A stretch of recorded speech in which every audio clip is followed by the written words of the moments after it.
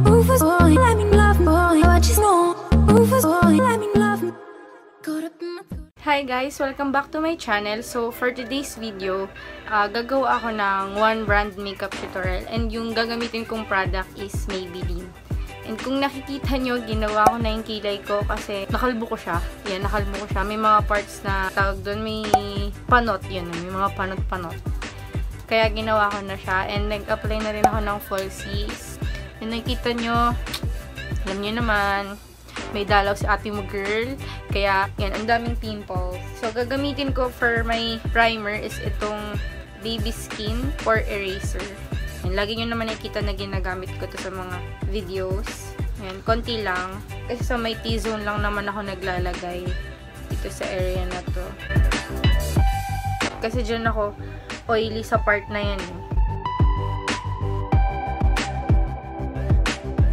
And guys, sorry kung gumaganon ako sa cam kasi wala akong contacts. Yan, expired yung contacts ko, hindi pa ako nakakabili. So, lagi lang ako naka-glasses. Gamitin ko na lang tong, yan, yung salamin ko na yan. And for my foundation, I'll be using this Fit Me Matte Plus Poreless. And ang shade ko dito is 128. Itatry ko to na ito lang sa face ko kasi medyo dark siya. Ayan, nakita nyo naman, dark siya sa face. And meron din ako ditong, yung isa pa, yung Porcelain, yung 110. Ayan, hindi siya available dito sa Maybelline natin. In-order ko siya online. And gagamit ako ng brush. Ayan, flat siya. Hindi ako gagamit na sponge kasi medyo kailangan ko ng full coverage ngayon kasi nga medyo marami akong redness. Ayan. Kaya kailangan natin ng full coverage.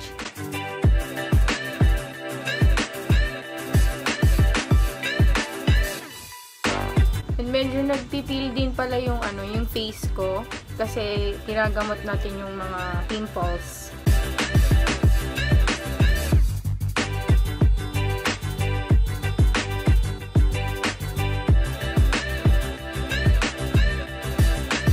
Ayan, kitang-kita pa rin yung mga redness, lumalabas pa rin. Hindi ko alam pero kahit anong gawin ko, mapulay lagi yung face ko. Naiinis na nga ako eh.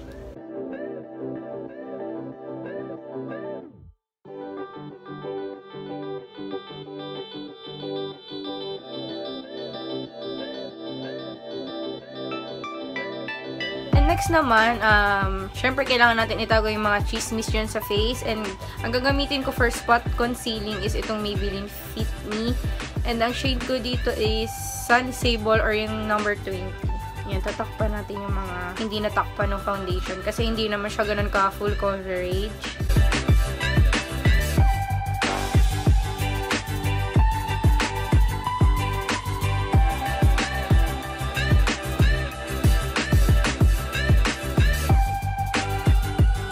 Siya ilalagay sa may mga part na hindi naman sobrang na-cover nung foundation since hindi nga siya ganun ka full coverage.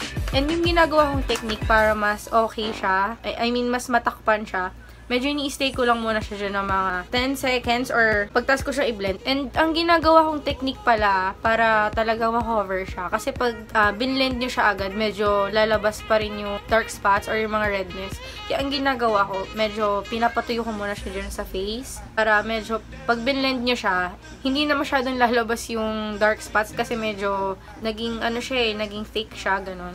Para sa akin lang naman yun hindi ko alam para sa inyo guys. And ang gagamitin ko naman for my under eye is itong Age Rewind. Yan, yung favorite kong pang under eyes. And ang shade ko dito, light pale. Lagay lang ako dito. Konti lang.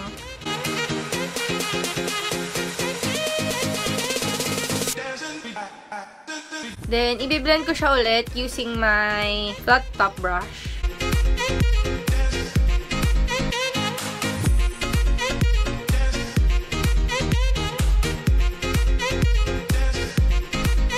Gamit lang kayo ng ganito, yung ganyang brush. Yan, nakita ba? Medyo malabo.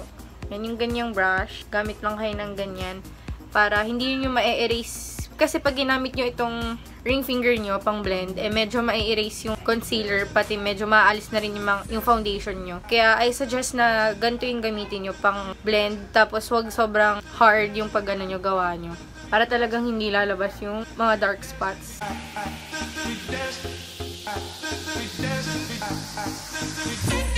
Bali, itong ginagawa ko guys, ito kasi yung effective sa akin.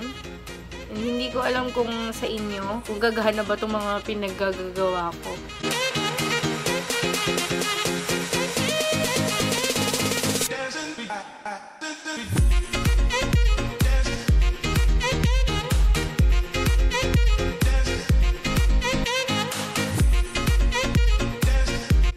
Ang gagamitin ko naman sa pang-contour is itong Maybelline Fit Me Concealer.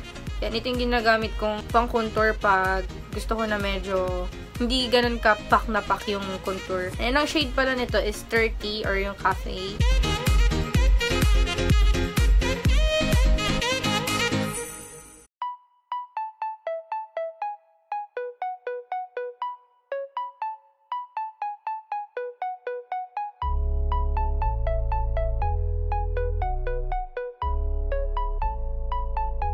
Then, isiset ko siya. Gamit naman tong Fit Me. Ang shade ko dito, 120. Classic Ivory. Isiset ko lang yung under eye.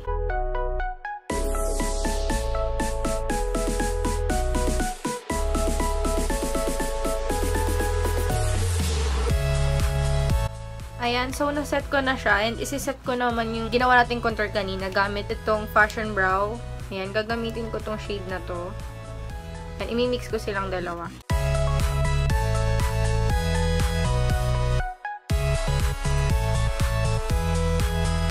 Then, ito naman yung gagamitin kong pang-contour sa nose. Ayan, itong light shade. Para medyo lumiit yung nose.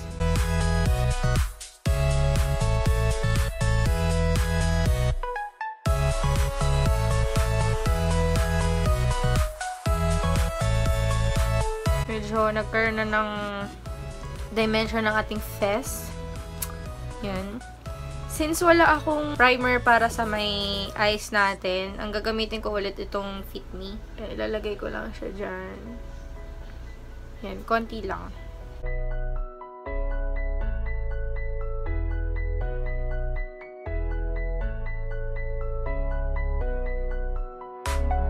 And again, gagamitin natin siya ulit para sa eyeshadow. Since wala nga tayong eyeshadow ng Maybelline. And ito muna yung gagamitin ko. Ilalagay ko na siya dito sa may outer corner para magkaroon lang ng contour ng konti.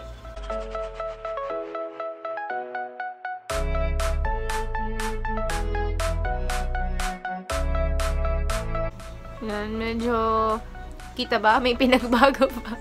Parang wala naman siyang pinagbago. Hindi siya ganun ka-pigmented. Siguro kasi dahil pang kilay siya. Kasi bago ko ginagamit tong powder, kaya siya medyo kumukulay dahil may wax. And wax kasi to eh. So, hindi naman siya pwedeng ilagay dyan sa mata natin dahil sobrang mangingitim siya. Pero parang sa camera, wala. Pero sa personal, meron naman. May color naman siya. Kahit konti. So, ayun nga guys, makakagawa kayo ng full face na hindi naman ganun kakompleto yung gamit nyo. Kasi pwede naman yun nga, gamitin. Medyo lawakan lang natin yung isip natin na hindi naman lahat, kunwari, para pangkilay lang. Pwede mo rin siya gawing eyeshadow or pang contour kung hindi ganun ka kompleto yung gamit.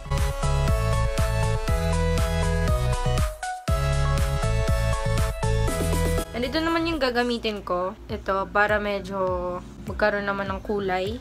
Kahit konti. Nakikita ko na meron ditong kulay. Ayan. Medyo nakikita nyo na ba yung pinagkaiba niya.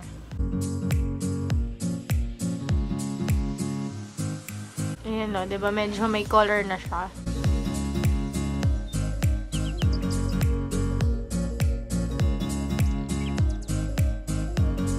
And nga pala guys, diba bago ko mag-video, meron akong kilay. Ang ginamit ko pala doon na pang kilay is ito ulit. Ayan, ginamit ko siya. Ito naman, ginamit ko tong wax pang outline kasi nga meron akong mga sparse area na walang, yun nga, walang hair. May mga panot-panot ako dyan na kilay. Ito yung ginamit ko para kulayan yung kilay ko. Itong Fashion Brow Duo Shaper. Ayan. Meron ditong powder, parang powder type na with sponge. Ayan. Alam ko nakita yun. Ayan siya.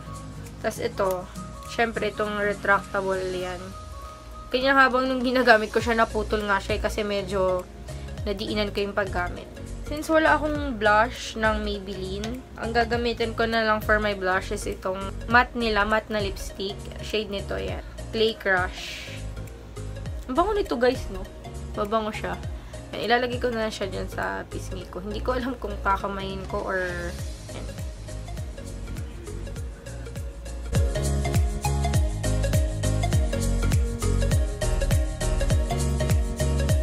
Girl, very wrong. Tingnan mo, hindi natanggal.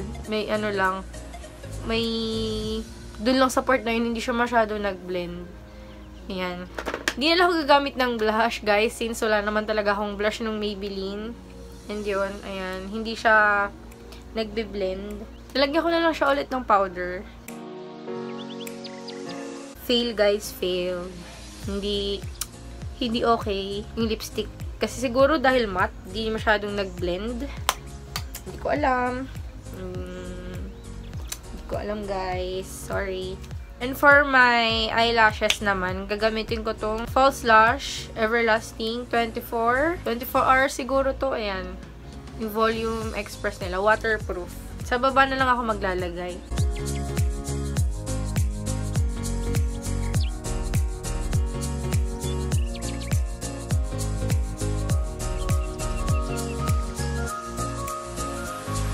Ayan. Medyo nagkaroon na siya ng kulay. Ayan siya. And syempre, hindi mawawala itong highlighting stick nila or yung strobing stick. Master strobing stick. Ayan. Ayan. Ayan. Sobrang ganda niyan. And ang shade ko dito is yung pink. Hindi ko naman nakikita nyo eh. Ayan. Basta pink siya yung color niya. Plastic siya, guys. Ayan na plastic. And ganito siya karami.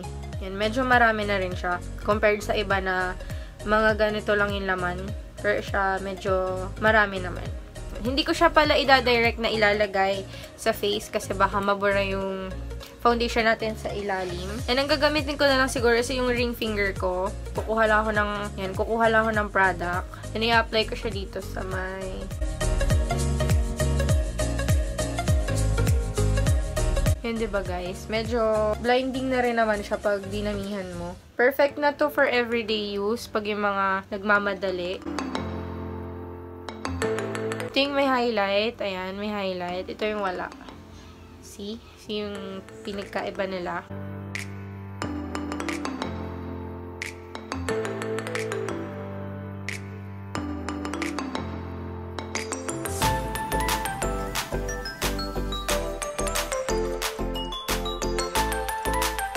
Medyo nag-glow ka na, diba? Yan, ang ganda niya. Ang ganda niya, guys. Yan. Dagdagan niyo na lang siya pag medyo nakukulangan pa kayo. Kung gusto niyo yung parang mga blinding na highlight, dagdagan niyo na lang yung product na i-apply.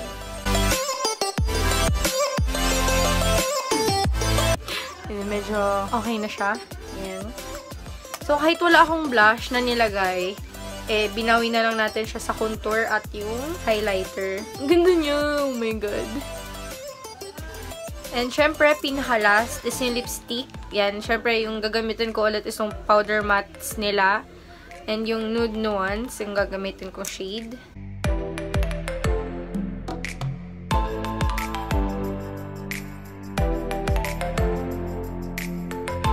So, yun lang guys. Sana nagustuhan niyo yung ginawa kong video. And sorry kasi hindi siya ganun ka okay and hindi ganun ka kompleto yung products ko ng Maybelline para makagawa talaga na super full face makeup tutorial. Pero ayan. Yan. Parang pwede na rin siya pang everyday look. Baling highlight lang talaga nagdala guys.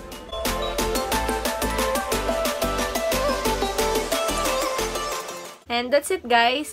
Thank you for watching. And sana mag-subscribe pa kayo sa channel ko. Promise, gagawa na ako ng videos. Siguro mag-upload ako weekly.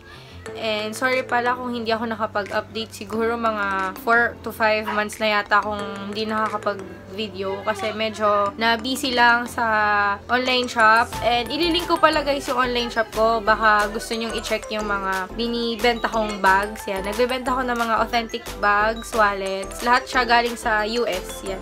Kung gusto nyo i-check, ililink ko na lang siya sa baba, guys. I-check nyo na lang. And paki-follow na rin para makita nyo yung mga in-upload ko. Yun lang, guys. Thank you. Bye!